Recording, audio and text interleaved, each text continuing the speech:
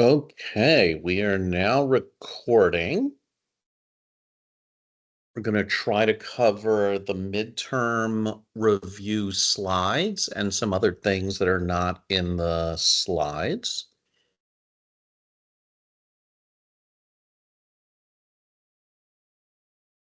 Hopefully you can see the screen, which has the slides that are posted on Canvas in the module titled Class 6, June 19th, 2025, Midterm Review. So you should be comfortable with what the different components are of a feasibility study. There are different sections, including the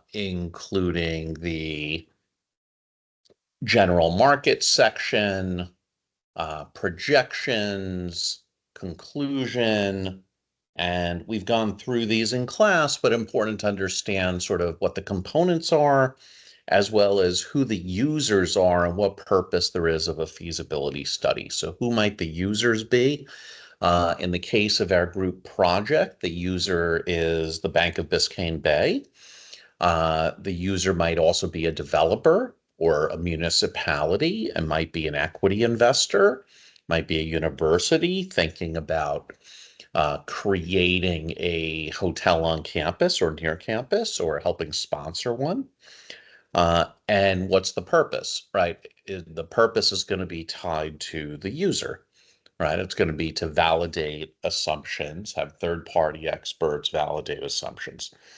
What are the limitations of a feasibility study? Well, we use a lot of assumptions. We have to, number one, select a competitive set, which, as you saw if you were in class on Thursday, 4 different groups selected 4 different competitive sets, and in some cases there are crossover, in some cases, pretty significant differences in who the identified competitors are. We have to make future projections, which means having some semblance of an understanding of what the economic growth or decline is supposed to look like, what the overall hospitality growth might look like and or decline might look like in occupancy, average daily rate, RevPAR, and margins. We have to create multiple years of projections after a 2 to 3 year construction and development period. So we don't even get to the first year of our operations until several years after we're doing the analysis. We have to evaluate existing supply, new supply, existing demand, and new demand. What do I mean by new demand? Just new demand drivers. If 10 more office buildings are being built in Brickell, there will be new demand drivers for business in Brickell. If the Port of Miami builds 5 new terminals, five new essentially, I don't know what they're called exactly, but I think they're called terminals, where different cruise companies can dock their ships, there's a lot more capacity, and that becomes an additional demand driver. Uh, Now, keep in mind on supply, supply can decrease, right? People can shut down hotels, knock them down to build multifamily, to build new office buildings, or something else entirely, whether it's residential, commercial, or otherwise. So we need to make a lot of assumptions as to what's going on in the future. One of the things that we want to use to make those assumptions is as much useful information as we have. We can look at STR data. We can look at historical data, and we can do that through either a STAR report or the STAR trends reports, right, which will show us historical occupancies, ADRs, RevPARs for the hotels that we've selected and wish to look at. We can look at overall market and sub-market reports. We can look at statistics from the Convention Bureau. We can look at reports online that we can find by the municipality. We can look at reports from the Airport Authority and the Port Authority about the number of visitors, the number of airplane arrivals, passenger arrivals, and departures. So we can look at all these kinds of different things. They don't answer the question. They just give us guidance and help us come to our conclusions. And then in terms of conclusions, what's included, right? If we're doing a feasibility study, uh, we're not going to be expected to be experts on zoning. We're not going to be expected to be experts on soil conditions. We're not going to be expected to be expert on the legal issues around hotel development in a certain market. We might have a general understanding of these things, but that's beyond the scope of what a feasibility analyst is asked to do. What else? We're not asked as a feasibility analyst to come up with marketing strategies and ideas, right? We're supposed to observe the market, observe the subject site and property, right? And try to determine how the proposed hotel will perform, right? It's not on us to kind of explain that we should have minimum 3-day stays, or we should, market into certain areas, because we're not charged with being marketing director for the property. Okay, so important to understand what should be in the scope and what's beyond the scope.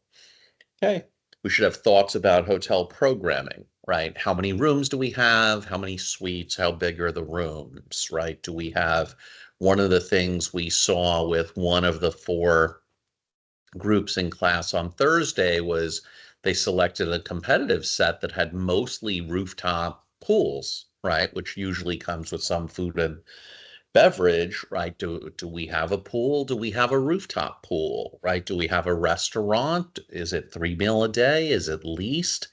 Is it not? Is it snazzy? Is it just kind of, sufficient to satisfy the brand standards and guests that are there? Do we have a bar? What kind of parking do we have? Right, all of that is considered to be the hotel programming.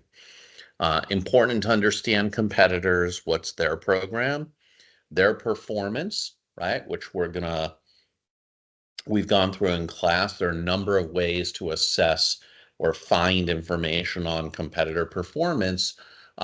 Looking at STR or CoStar data is not going to tell you anything about any one specific competitor, because they're going to give the weighted average occupancy, the weighted average ADR, the weighted average RevPAR for the competitive set selected.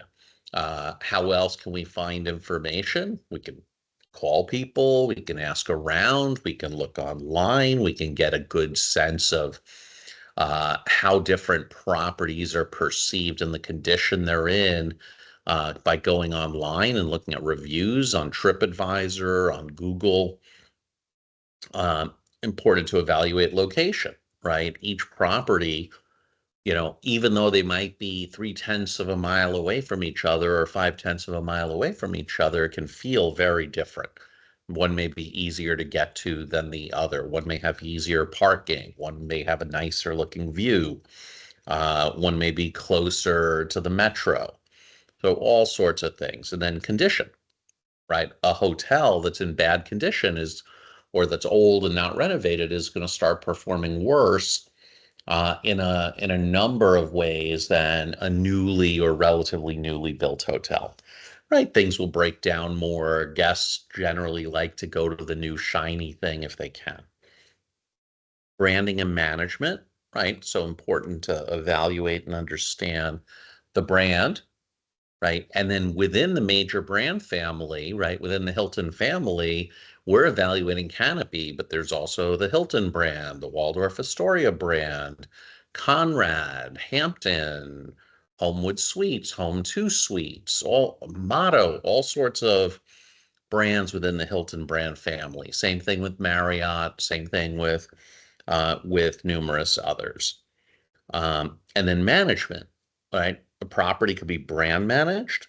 A property could be a property could be independent managed, right? So there's a franchise agreement, right, for which fees are paid to the franchisor, and there's an independent management company that manages the hotel and gets paid a fee for doing that, right? Why would you not have Marriott manage your hotel? You would do that if you think that you could get a better performance and more focus, and easier access to the team, right, in order to make decisions or change strategies if it's an independent management company and they work directly for you. And even though they're concerned about the customer experience, they're concerned with you as the owner. Um, we talked some about star reports, and we're going to get way more into the trends reports. I've ordered the trends reports and custom P&L reports for all four groups. So hopefully I will have them before this coming up class, and we can start to go through them in detail. But again, the biggest limitation of the Smith travel reports is uh, it's a garbage in, garbage out model, right? If you select 4 or 5 competitors that are not really competitors for your property that you're evaluating or the property that you have and you're operating, you're going to get skewed results. That's just how it works. And sometimes a property is using a star report with a competitive set that might have been the right set 10 years ago. But now properties have been rebranded, things are in different shape, there's new competition that's more directly competitive, right? So just because a hotel is using a star report with a certain competitive set, that doesn't mean that that's what the right competitive set should be. And again, the star data, whether it's the trends report or a star report or the custom P&L report, is a weighted average composite of the underlying properties. So if you pick one property that has 500 rooms while the others have 100 rooms, the 500 room property is going to have a disproportionately large impact on the occupancy and the average daily rate for the whole. Okay. Also, very important, we talked about this in class, if you go online and see that a hotel is advertising rates of $300 a night, that doesn't mean that's what their ADR is, right? The ADR is the composite of all rates received over the course of a day and over the course of 365 days when you're looking at it for a year. That means any group rooms, any contract rooms, any discount or package rooms, any rooms booked through OTAs, right? An OTA is an online travel agent like Expedia or booking.com. And of course, generally speaking, if you book a hotel room 6 months in advance, you're probably getting some sort of discount on the rate, right?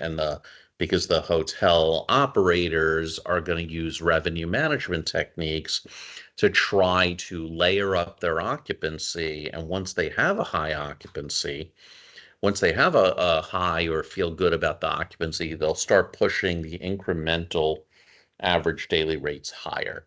That's common, and we've all experienced that when we book something on short notice, right? In a high demand period, you might be paying $700 for a room that others there are paying $250 or $300 for.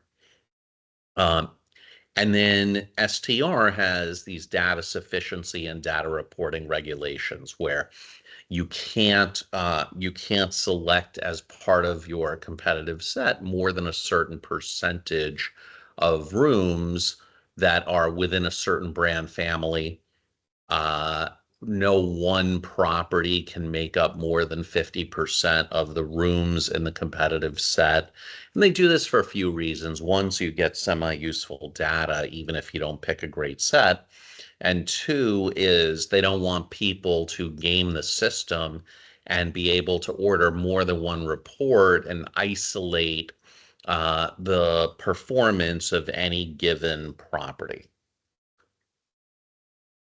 You should be familiar with the types of star reports, and we've gone through these in class. We'll continue to go through them over the rest of the semester, but they're all up on the module called STAR reports or STR reports, right? The census is very useful in evaluating who's in the market, who might be comparable, what the addresses are, how long they've been open, um, what brand, how many rooms, if they have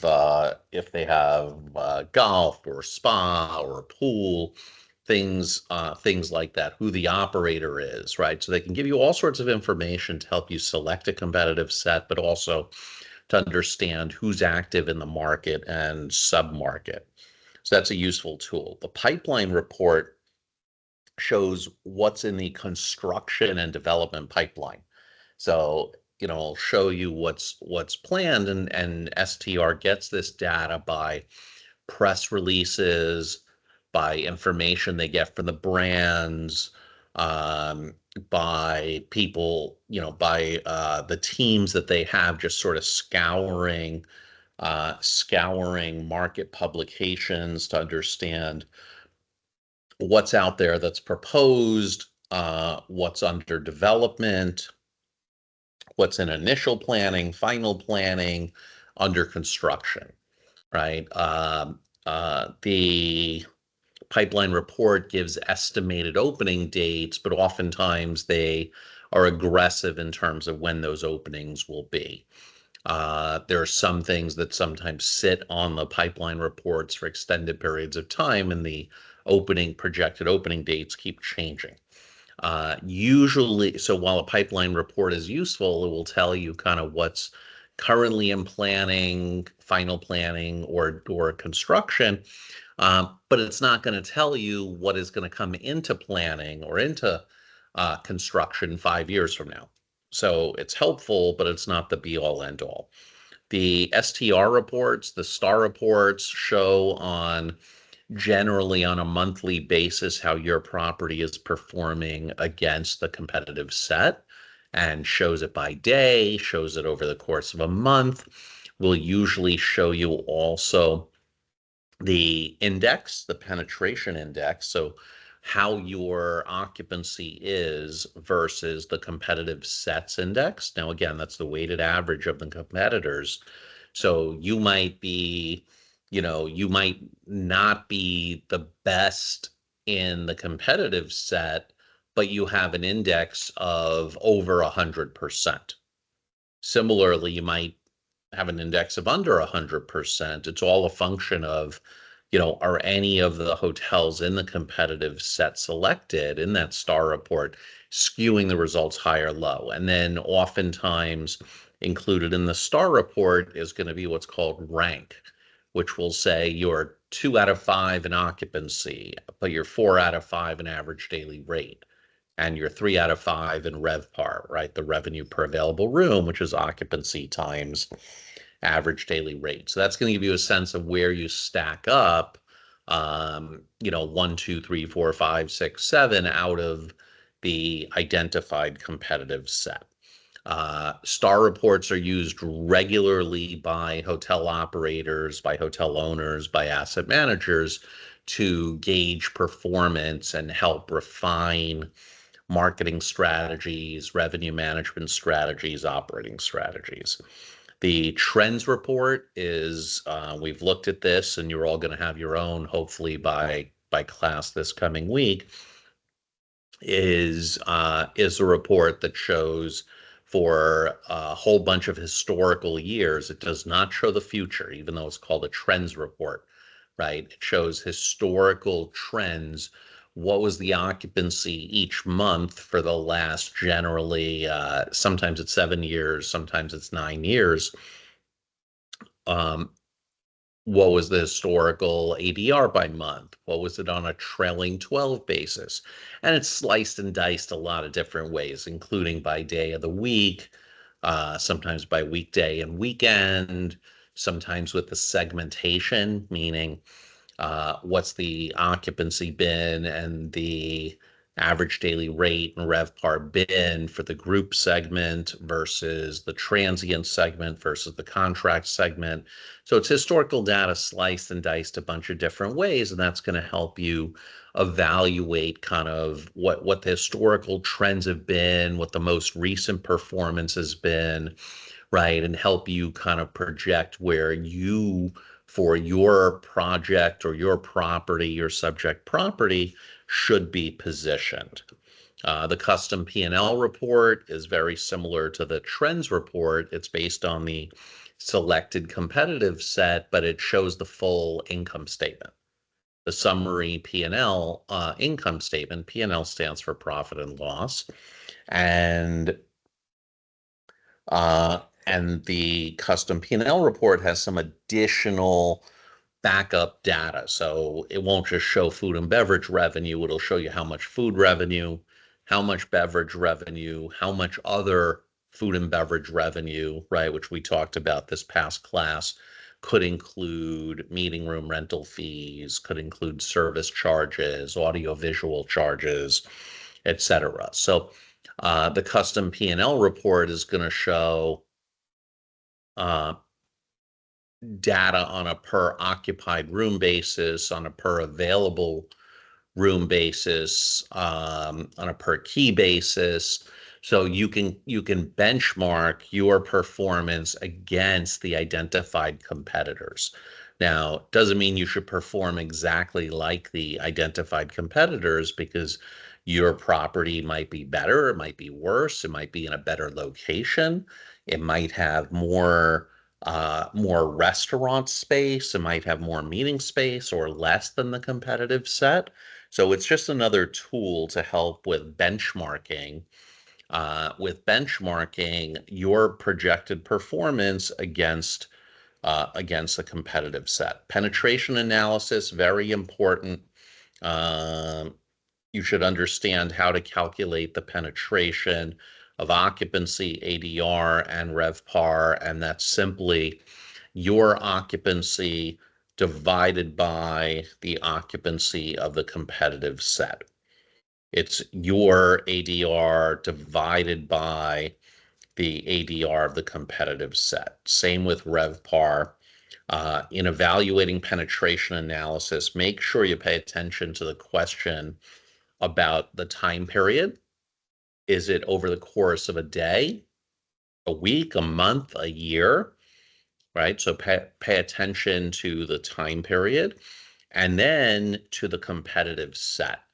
And remember, this is very important, and a lot of people get this wrong on the midterm and get it right on the final. That's been my experience historically, is if you just average, if you take a simple average of the occupancy of all of the hotels in the competitive set, you're going to get an incorrect number, because you need to take a weighted average of the occupancy weighted by the number of rooms, right? So the example I was giving before, if one of the properties in the competitive set is 500 rooms, that property's occupancy is going to have a more meaningful impact on the competitive set's occupancy than a hotel that has 100 rooms, right? So it's all about the weighted average occupancy, the weighted average ADR, the weighted average RevPAR. Pay a lot of attention to that. Okay. Benchmarking, we started getting into, we're going to get into in substantially greater detail for the rest of the semester.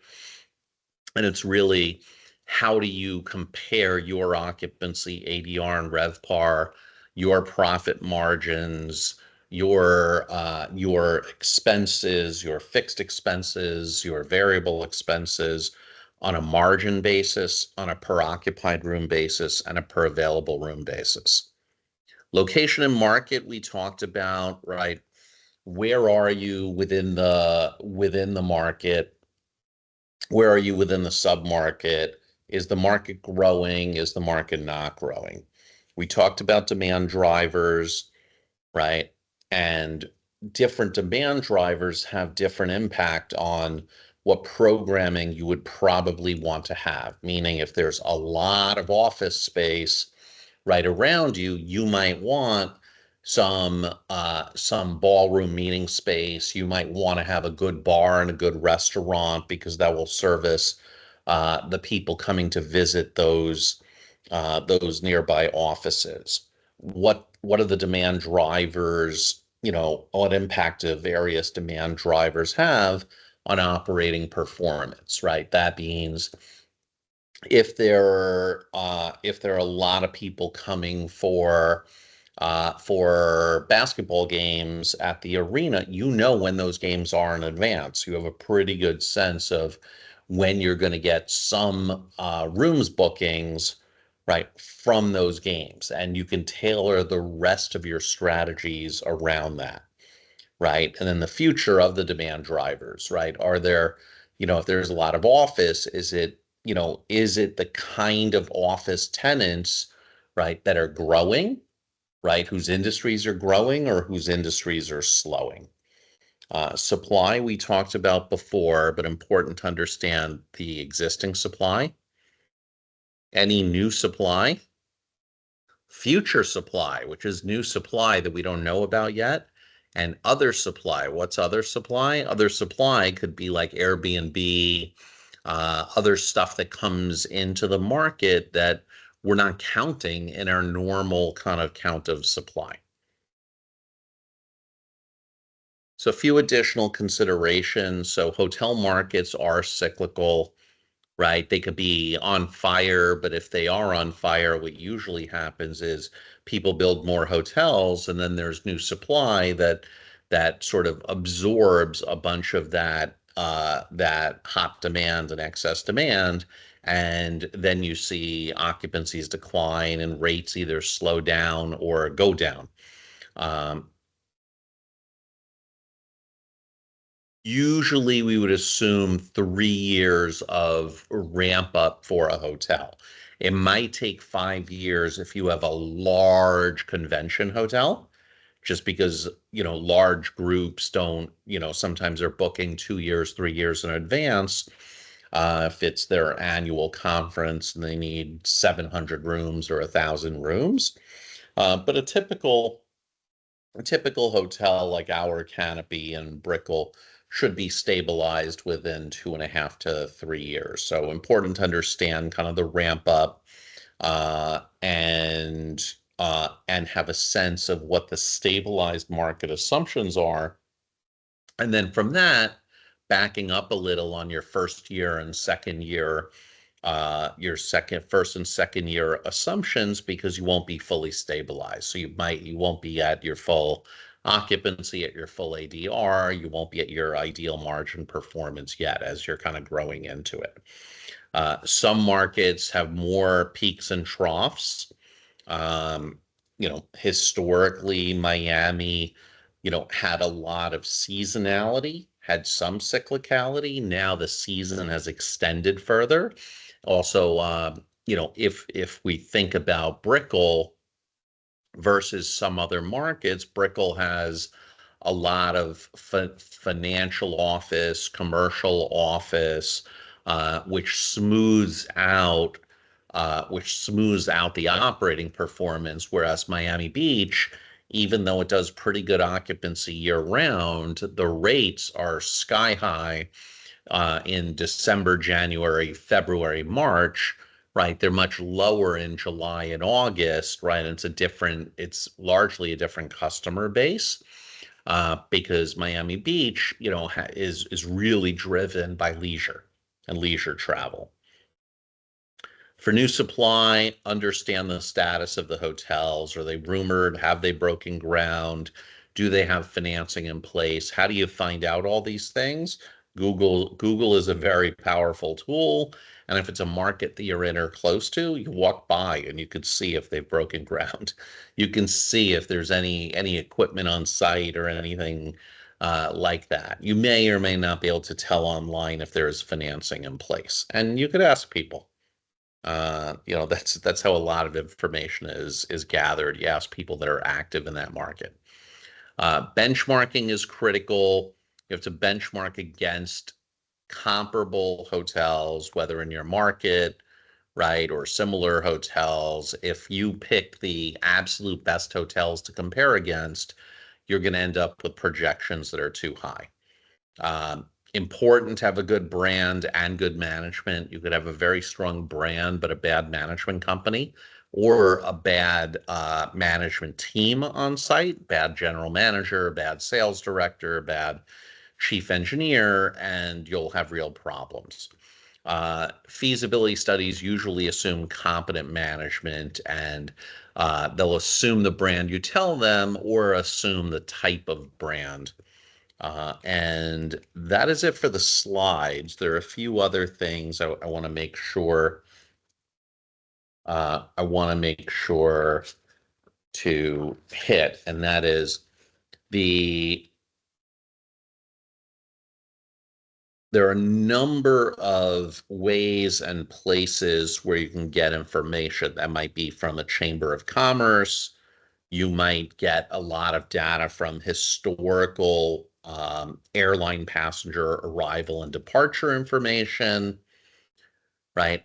Um, when you're doing the general market review section of your group project, you're going to include a whole bunch of stuff on the market, but you're not going to get uh, into the trends report or into the custom P&L report in the general market review section, right? There's separate sections for that. You're going to want to understand very carefully how to think about what competitive hotels should be in your competitive set, right? And that's going to be a combination of location, hotel type, how much meeting space, how many rooms they have, right? What's going to compete most closely with you. You should be able to evaluate the current competitive set, how many rooms they have.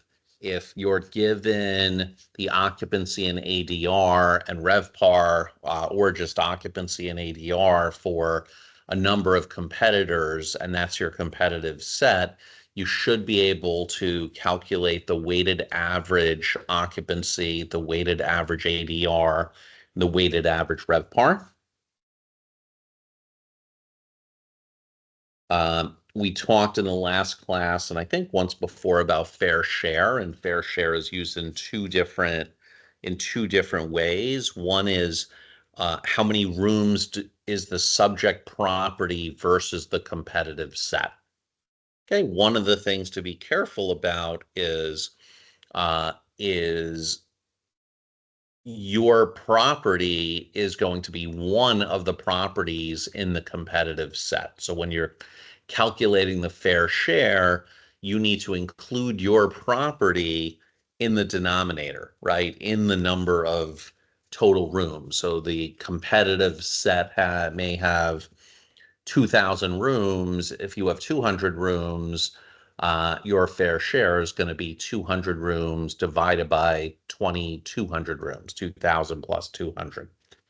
The other way fair share is used is, are you at a 100% penetration index? Right. And as we talked about in class, no one wants to be at fair share. There's not a single owner ever who said, I believe my property is average.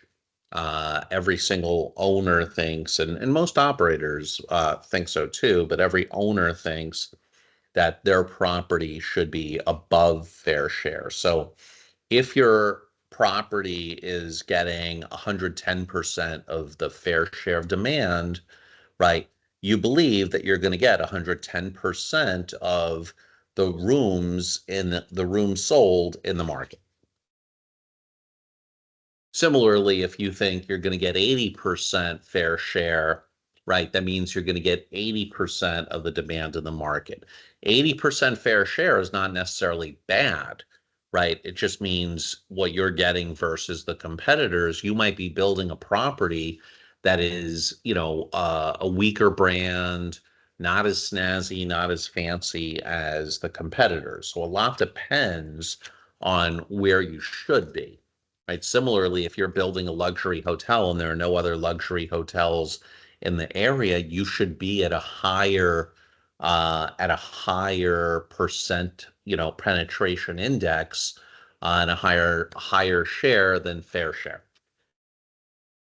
Um, Important to understand also what different things drive transient business, what drives group business, and what drives contract business, right? Contract business will be driven mostly by increases or decreases in airline activity, uh, right? Because contract is mostly crew business, right? Group business is going to be driven a lot by what's happening in the convention centers nearby, what big events are happening in the market where people are going to book big blocks of rooms is going to be dependent on what sort of office environment there is nearby, which drives groups and meetings. Similarly, transient is going to depend on a number of different factors.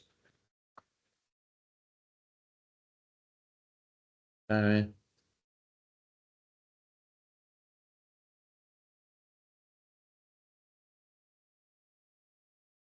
Yeah, like I said, you should be able to calculate fair share. You should be able to calculate what the competitive set ADR is, uh, including your property and excluding. And you should pay very close attention to the question as to whether you're included or excluded, right? If your property is included or excluded, and you should be able to calculate the penetration indices for occupancy, ADR, and RevPAR.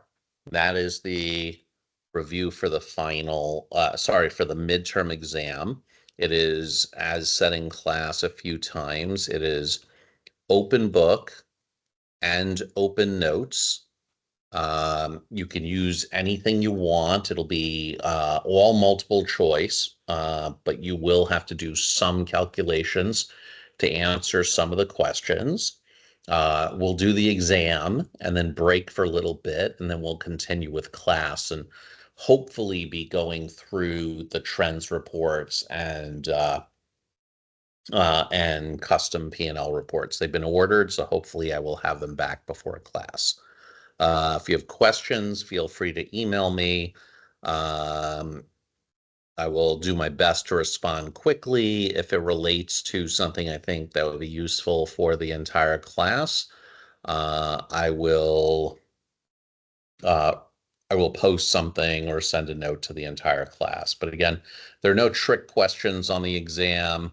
It's really just to make sure people are kind of on the same page as we continue with the rest of the semester. So prepare well. Remember, there are no trick questions on it. And I will see you all on